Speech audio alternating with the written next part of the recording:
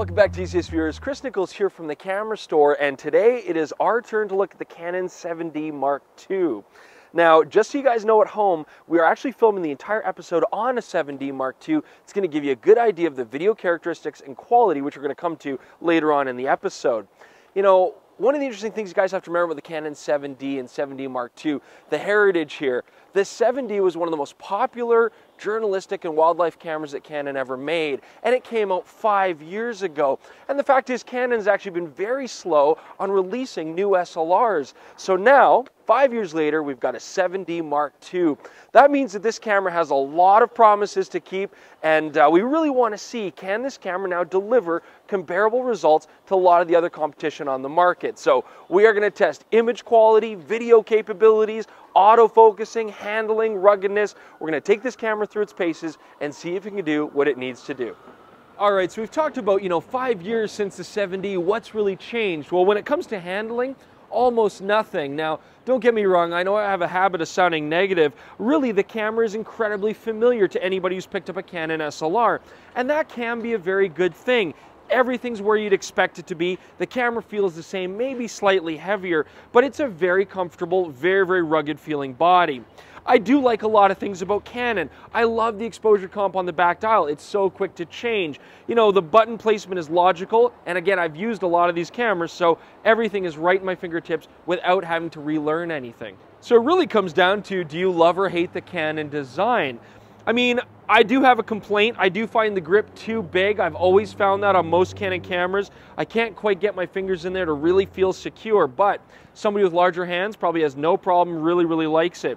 Overall, the camera design is solid. It hasn't changed. It hasn't really innovated, but if it ain't broke, don't fix it.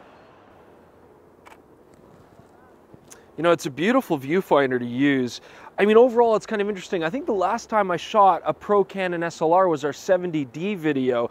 And this is very reminiscent because I remember enjoying myself quite a bit when I was shooting that camera. And I'm actually having a lot of fun shooting today. We are getting beautiful light. The shadows are really nice. We're getting good color. But the camera itself is stable. It's handling well. It's easy to use. So I'm actually really enjoying the experience.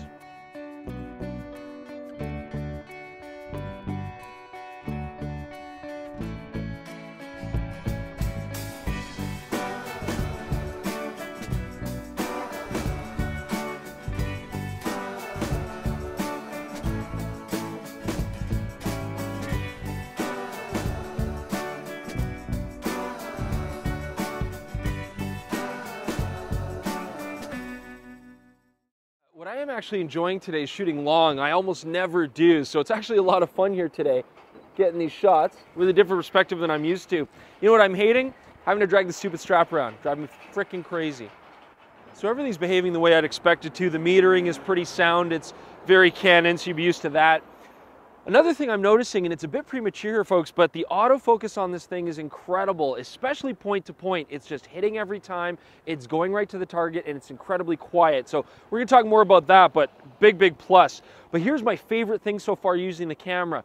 The shutter mechanism is incredibly stable. It's an APS-C size mirror, so that helps, but with the weight of the camera, the design that they're using here, the shutter is just so stable. I'm getting sharp handheld pictures, no problem. Walking around with a 300mm equivalent, and it's working fantastic, and I'm still at ISO 100 on most of these shots. The other thing I'm going to say about this camera, quiet. Whether you're autofocusing, whether you're shooting, the shutter sound is negligible. This camera is very silent, very discreet, and very stable.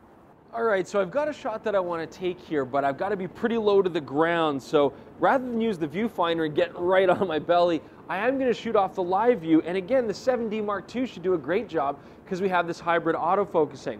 And it is very snappy here, guys. I mean, this live view picks up nice and quick. It's smooth. It transitions very nicely. Totally usable for shooting stills.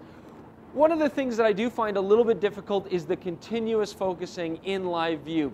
Now, this camera tracks amazing in video. Jordan's going to talk about that later. When it comes to stills, though, I have to go into a menu and turn continuous AF on and off. I wish I could just do that with the AF button. The other thing is I have to let it track. It'll follow something when I hit the set button in tracking focus. I can move towards it and away from it, and it can do that for me as well, and it'll follow it. But the minute I hit the button to take a shot, it's going to lock the shutter and it's going to fire right at that distance. It's not going to keep tracking. It's a little bit inconvenient. I guess it's better than nothing. When it comes to build construction, I've got no complaints about this camera. It is weather sealed and designed to the highest degree. All right, everybody, so it's time for our high ISO ramp up here on the 7D Mark II. We're gonna start at ISO 800 and work our way up. Now, Canon do a very good job of keeping things nice and natural. We get very good grain structure. The softness doesn't even start to happen until about 3200 ISO, so very impressive results from the 7D Mark II. You can see as we get higher up into the range, we're noticing very low color noise and very, very controllable pattern noise. Now, the thing about this is when we look at high ISO, and just to take a look at the 70D, the Canon that they've had before this, we've got the same kind of 20 megapixel resolution, but the 7D Mark II sporting a new sensor. What we've seen now is that it's at least a stop better than the 70D, so a very welcome improvement. I'd say you could use the 7D Mark II well into 6400 ISO and still get usable results. Here's one of my complaints about this camera before we get too excited. Just to keep it in perspective, take a look at something like Nikon's most entry-level SLR, the D3300. It's under $500, incredibly affordable, and yet, look at these examples. The Nikon D3300 is sharper, it's got higher resolution, there's no aliasing filter. When we looked at dynamic range, we could also see the Nikon pulled out much better detail in the shadows. So I guess the issue I have with Canon is, you've had a lot of time to figure this out, you've got your main competitor Nikon, who you've always tried to stay neck and neck with, and now their cheapest SLR still takes better photos and image quality than the 7D Mark II. Now again, it's still an improved sensor, you guys are gonna like the image quality. I guess I just feel like they could have done a lot better, especially with the time they had. So I'm shooting a picture here of this rod iron. I've got a lot of depth, and so it's very handy to be able to change my focusing point, for example, in single point focusing. And what I really like about the 7D Mark II is now we've got this new lever here for our focusing zone choices. And it's really handy because we used to have to use this M function button at the top near the shutter. I never understood that. It was in such an awkward place. It was such a weird button to try to find and then use to go through our focusing modes. So now I can use this quick lever and easily choose between large zones and medium zones. And when it comes up to the camera's autofocusing settings, that's also been vastly improved. We've carried over a lot of the presets from the 5D Mark III, which is great. We can really set up the camera and how it behaves when it's focusing. But I've also got extra zone choices, and as usual, I can customize that and have as few or as many as I want. In fact, the only bad thing I could say about the Canon autofocusing setup is some users might find it overly complicated, too difficult to go through and wade. There are a lot of menus, but if autofocus is critical for you, you can get this camera set up exactly the way you want. All right, so when it comes to autofocus, we've got a lot of nice things to say about the 7D Mark II because that has changed substantially. Of course, we've talked about having hybrid autofocus in the live view, but we also get a 64-point phase detection focusing system. It works fantastic. Now here's the thing, the 7D Mark II, from the limited testing that I've had with it, is probably the fastest autofocusing SLR I've used. It's very accurate and it tracks beautifully. Now the camera can also, when it comes to speed, push 10 frames per second, which makes this camera just a powerhouse for journalism, sports, and wildlife. But don't take my word for it. We've got Todd Korol, who's a very good friend of ours and one of the most well-known photographers and journalists in Canada. He took out these cameras early when Canon was releasing these cameras to pros to test out, and he has a lot of stuff to say about it. So let's go to Todd now. Right, so Todd, you've had a chance to use the Canon EOS 7D Mark II. What are your initial impressions of the autofocusing in this camera? I really like it. It's really good. I think if you know what you're doing, the autofocus on this camera is fantastic. I've been taking it out, I've been shooting it with a bunch of different lenses, everything from my 16 to 35 to my 70-200 to my 400-8, and I tell you, I got a sequence at a women's rugby game, 64 frames, and everyone is sharp, everyone's in focus. Now that's very cool because we didn't really get a chance to test the autofocusing and tracking. So tell us more about that shot and how that worked for the tracking autofocus. The tracking, I set my cameras up the same way all the time. I focus on the back button. I almost always use just the middle one or the expanded middle. I don't tend to move it around because in sports photography, you don't have time to move things around. Right? Okay. So I shoot in the middle. I tend to look for my subject. I really stay on that subject, concentrate, follow it along. And when I'm testing, I actually shoot differently than when I'm shooting for real sports, because when I'm shooting, I'm looking for moments. But when I was testing this camera, I just let the shutter go and see what it would do. Right. And it would track in every picture sharp. Very, very cool. Yeah, I mean, You think for people who are shooting wildlife, any sort of journalism, sports, is this going to be ideal? I know you use a 1DX. You've used a 1DX for a while. How would this compare to that? Like, that's sort of the flagship for Canon for that kind of work. What do you think about compared to this? I think this is a great camera. The 1DX, obviously, you know, the flagship camera is a wonderful camera. Love the files out of it. The autofocus on it is spectacular. But, you know, for $1,800, you have a camera that you can shoot any sport with. Wildlife photographers can shoot anything with. The other great thing about this camera as a wildlife photographer is the shutter. It's so quiet. It's a great shutter. Yeah, it is a beautiful shutter. Would you say this focuses faster than the 1DX? More accurately? I don't know if it focuses faster or more accurately. I think it's definitely on par. It is no question. It's on par. The stuff that I was getting, it is definitely on par with the 1DX. Very cool. Thank you so much for coming. My pleasure. Hey guys, it's Jordan to talk about the video functions on the 7D Mark II. And I've got to say, before the camera was announced, there were really high expectations of the video capabilities of the 7D Mark II. Based on the original 7D, you have to remember that was really the camera that brought DSLR filmmaking to the mainstream. And it's not just because of the lower price than a 5D Mark II, it was also because it had a Super 35 sensor that filmmakers were used to working with. So it was used consistently over the entire professional filmmaking community as a little small crash cam. And the 7D Mark II came out, I was expecting big things, and I've got to say, it really just feels like an evolution of the Canon line, very similar to a 5D Mark III.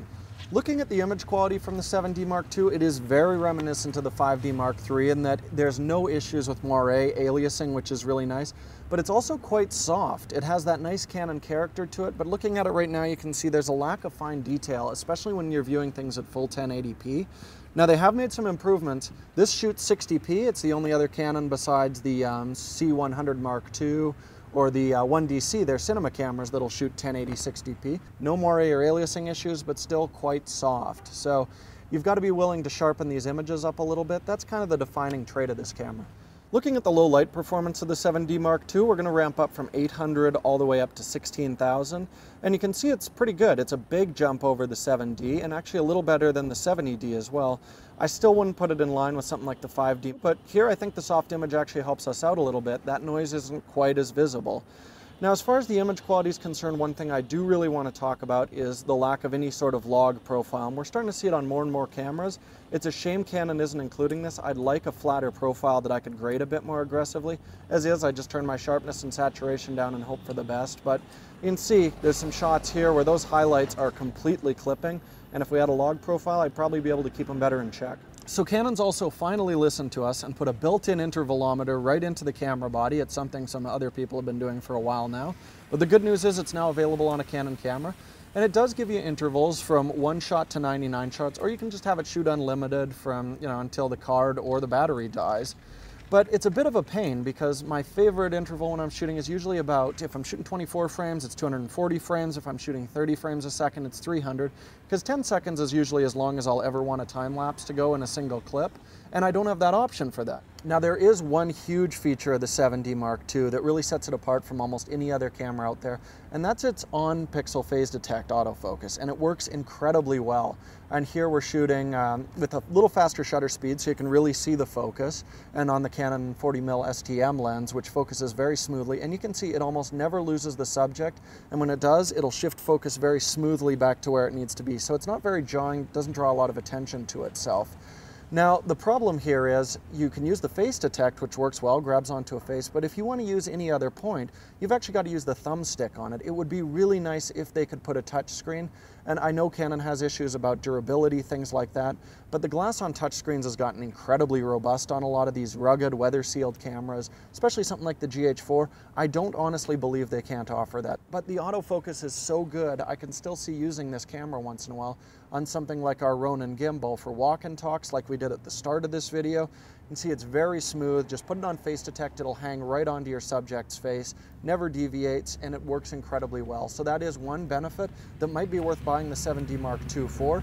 I just wish that that feature was found in a more compelling overall video package.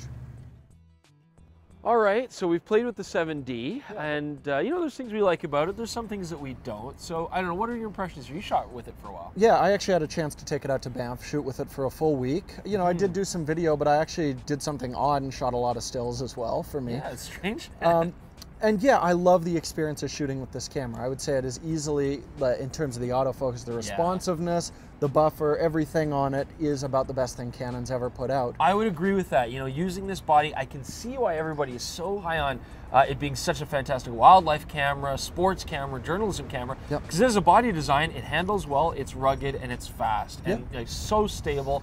It was a real joy to use the body. Yeah, now Canon's JPEGs have always been quite good, so looking at it while I was out shooting, I was fairly impressed, but then I got some raw conversion software, and that's when you run into that classic Canon situation of a beautiful body that does a lot of things very well, held back by the image quality, not just in stills, but video as well. Yeah, you're saying really soft. It really seems like technology from 2 or 3 years ago, which has been the case with most of Canon's new releases. I guess the thing is, I agree with that too, in that I guess I just wanted to see Canon really explode on the market with a crazy good camera. Yeah. You know, they've usually been always leading the pack or stepping ahead of the competition, and now they seem to be just following everybody. It's very strange from them. Yeah. And as a camera reviewer, we want to see companies come out with really exciting gears. So they've gone halfway. Great body, but the sensor does kind of let us down. Yeah, I mean, this is, if you're into shooting wildlife or you're shooting sports, this is one of the best packages for what you're doing, because autofocus and high ISO performance are the most important things. Sure, journalists are going to like it, absolutely. But for most other types of photographer, there are honestly more compelling options out there, and no one's going to be buying into the Canon system for this body, I don't think. This is for existing Canon users who want better autofocus, and if you're a crop shooter, if you do want better high ISO performance, you've got that, but not much else. I totally agree with that. All right. All right, thanks so much, guys. I hope you enjoyed the 7D Mark II review, and as usual, we will see you very soon with another new camera. Thanks, guys.